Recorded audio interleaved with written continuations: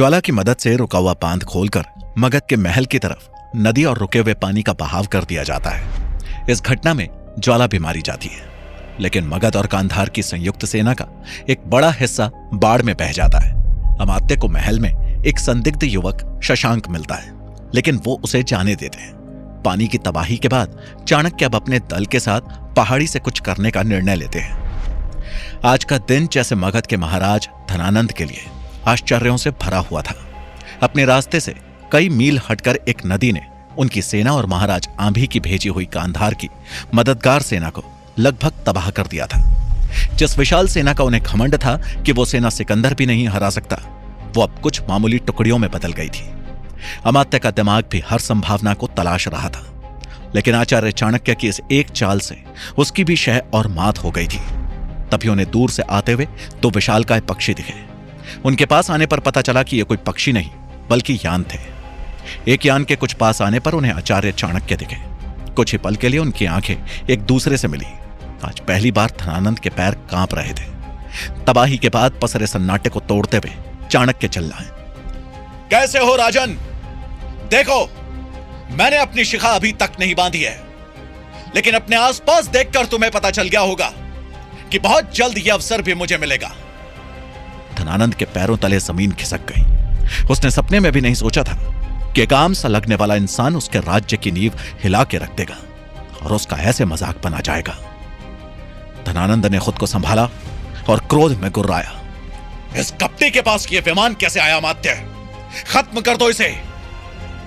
अमात्य ने इक्का दुक्का सैनिकों को इशारा किया, लेकिन चाणक्य पहले ही महल से सुरक्षित दूरी बनाकर उड़ रहे थे। उन्होंने यान की चक्री दूसरी दिशा में घुमा दी। इधर अमात्य भी चाणक्य को देखकर हैरान थे। वो अभी दूर जाते चाणक्य को देख ही रहे थे कि तभी दूसरा विमान हवा में थोड़ा डगमगाया और सीधा खिड़की की तरफ बढ़ा। अमात्य ने धनानंद को धक्का देते हुए हटाया। बचिए महाराज! धनानंद तो अमात्य के धक्के से बच गया, लेकिन वो विमान खिड़की से टकराकर नीचे गिर गया। धनानंद, जो पहले ही इतना विचलित था, उस विमान को गिरते देख बहुत खुश हुआ और हंसते हुए बोला, चलो, उस धूर्त का एक विमान तो ध्वस्त हुआ। जरूर चाणक्य अपने चेले चंद्रगुप्त को लाया होगा। लो, बेचारा राजगद्दी पर बैठने से पहले ही नर्क की गाड़ी में बैठ गया। अमात्य ने जवाब दिया, आइए महाराज, विमान का मलबा राजदरबार के पास ही गिरा होगा, वहीं उस विमान के चालक का पता लगेगा। अमात्य को महाराज धनानंद के व्यवहार में कुछ पागलपन नजर आने लगा। शायद एक साथ इतनी विफलताओं ने उन्हें निराश कर दिया था। धनानंद खुशी से नीचे पहुंचा तो वहां विलाप करती महारानी और उन्हें संभालती नंदिनी दिखी। धनानंद ने चौंक कर पूछा, क्या हुआ महारानी? महारानी क्रोध में उनको जकड़ते हुए बोली, हत्यारे हैं आप, यहां वहां सबको मारते फिरते हैं, और आज।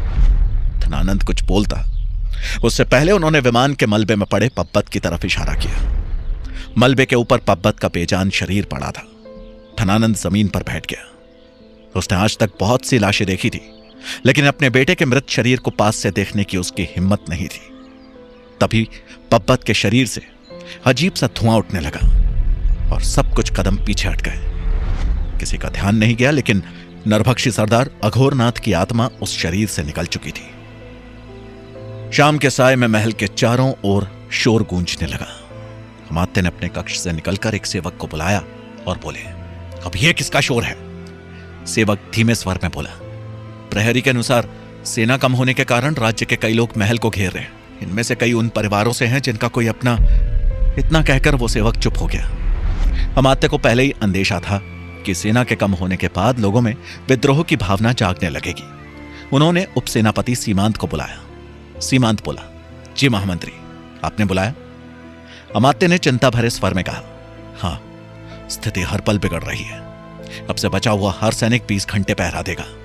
स्थिति सामान्य होने के बाद ही उनका पहरा वापस 12 घंटों का किया जाएगा। सीमांत ने जवाब दिया, हम सभी आपकी सुरक्षा के लिए तत्पर हैं। एक भी विद्रोही नागरिक अंदर नहीं आ पाएगा। सीमांत का जवाब सुनकर अमात्य को कुछ संतोष हुआ और वो बोले, शाबाश, महल के गुप्त रास्तों को सुरक्षित रखने का भी बंदोबस्त करो, और ध्यान रखना जनता के साथ ज्यादा जबरदस्ती या मारपीट ना हो, नहीं तो जनता के सामने हुई छोटी बात की चिंगारी फैलने में ज्यादा समय नहीं लगेगा।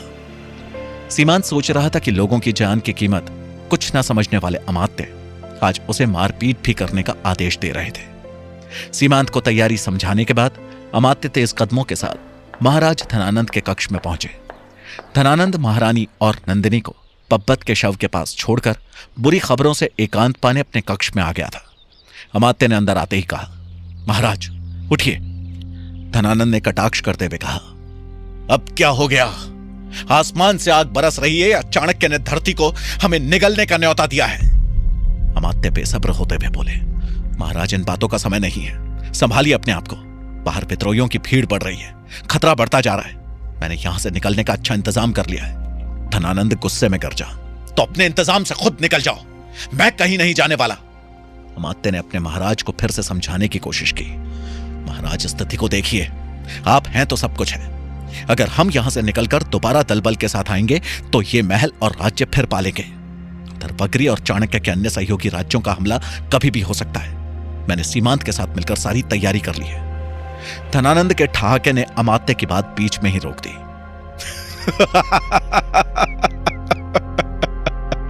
अच्छा, पहले भुजंग, फिर सारनाथ और अब सीमांत।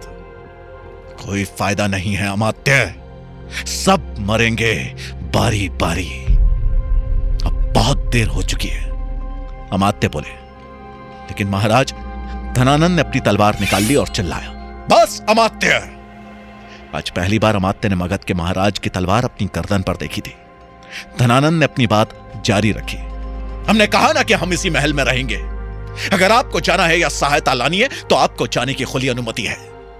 अमात्य को धनानंद पर भरोसा था, लेकिन आज उनकी हरकतें देखकर अमात्य ने भी अपना मन बदल लिया था। वैसे भी अब महाराज को समझाने का कोई अर्थ नहीं था। वो भारी मन के साथ महाराज धनानंद को प्रणाम कर उनके कक्ष से बाहर निकले। मगध के क्षतिग्रस्त महल के गलियारे में अमात्य अपने परिवार के पास आए। उन्होंने अपनी पत्नी सुमित्रा से कहा, बलदेव और सुकृति कहां है?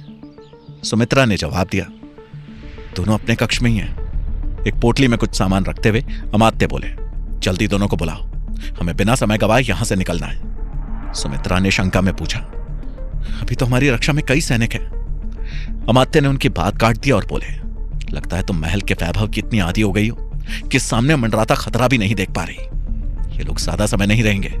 इस बार चाणक्य ने ऐसा चाल बनाया कि उससे बचने के बाद ही कुछ सोचा जा सकता है।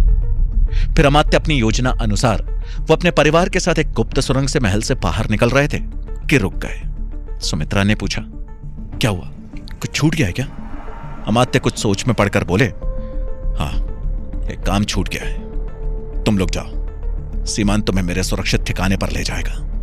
मेरी चिंता मत करो, मैं भी जल्द तुमसे मिलूंगा। सुमित्रा के जवाब का इंतजार किए बिना अमात्य वापस मुड़ गए। वो सीधे नंदिनी के कक्ष में पहुंचे जो अपनी तलवार तीर कमान की जांच कर रही थी। अमात्य उन्हें देखकर बोले, प्रणाम राजकुमारी। चलिए, इस महल में कोई तो है जो आत्मरक्षा के बारे में सोच रहा है।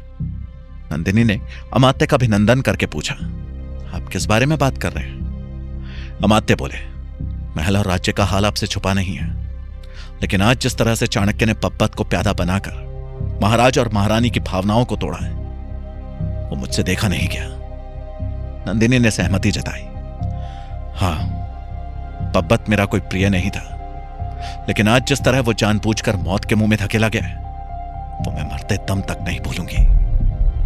नंदिनी का जवाब सुनकर अमात्य मन ही मन खुश हुए और बोले, महाराज ने महल में रुकने का फैसला किया है। उन्हें मनाने की मेरी सारी कोशिशें नाकाम रही हैं। यहां रक्षक दल तो है, लेकिन उस चाणक्य की योजनाओं में कब वो दल खत्म हो जाए, कुछ कहा नहीं जा सकता।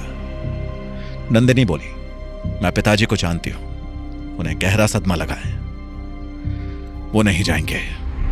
अमात्य ने फिर अपनी कुटिलता बिखेरी और कहा, हे ईश्वर, अगर वो नहीं जाएंगे तो अपना पति धर्म निभाते हुए बेचारी महारानी भी कहां महल से बाहर कदम रखेंगी। कैसी विडंबना है, इससे अच्छा तो ईश्वर मेरे प्राण ले लेते। यह सुनकर नंदिनी का चेहरा गुस्से में तमतमाने लगा और वो बोली, आप क्यों मरेंगे अमात्य? मरना तो मगध के खिलाफ इस षड्यंत्र करने वाले को है, और उसका काल बनूंगी मैं। अमात्य ने अपनी खुशी छिपाते हुए कहा, लेकिन अभी आपका यहां से निकलना बहुत जरूरी है राजकुमारी।